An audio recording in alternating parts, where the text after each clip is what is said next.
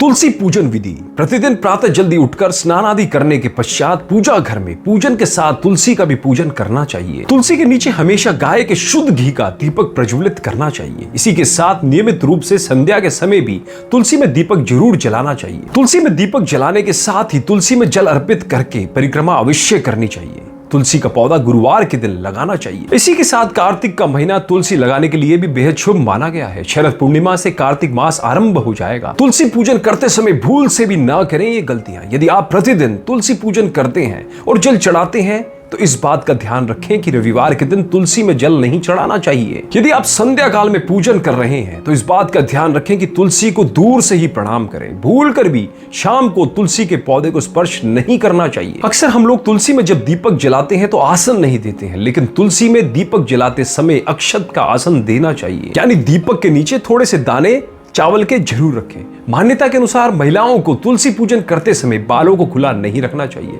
अन्य पूजा अनुष्ठानों की तरह तुलसी पूजा करते समय भी बालों को बांध कर रखना चाहिए। कई बार देखने में आता है कि घर के सभी सदस्य एक एक करके तुलसी में जल अर्पित करते हैं, लेकिन ऐसा नहीं करना चाहिए। अधिक जल से तुलसी की जड़ को नुकसान पहुंच सकता है, जिससे वह सूख जाती है और तुलसी का सूखना शुभ नहीं माना जाता। अक्सर लोग तुलसी को चुनरी उड़ाने के बाद उसे बदलते नहीं है, लेकिन ऐसा नहीं करना चाहिए। अन्य देवी देवताओं की तरह तुलसी के वस्त्र भी बदलते रहना चाहिए। तुलसी के पौधे को संध्या काल में छूना वर्जित बताया गया है। यदि आपको पूजन या अन्य कोई काम के लिए तुलसी तोड़ना हो तो सुबह का समय ही सही रहता है। तुलसी तोड़ते समय ध्यान रखें कि पहले प्रणाम करने के बाद ही पत्ते तोड़ें। इसके साथ ही इस बात को भी ध्यान में रखना चाहिए कि तुलसी कभी भी नाखून से खींचकर नहीं तोड़ना चाहिए। क्या आप जानते हैं तुलसी का पौधा घर में आने वाली परेशानियों का संकेत दे सकता है। कई बार आपके घर में पितृदोष होता है।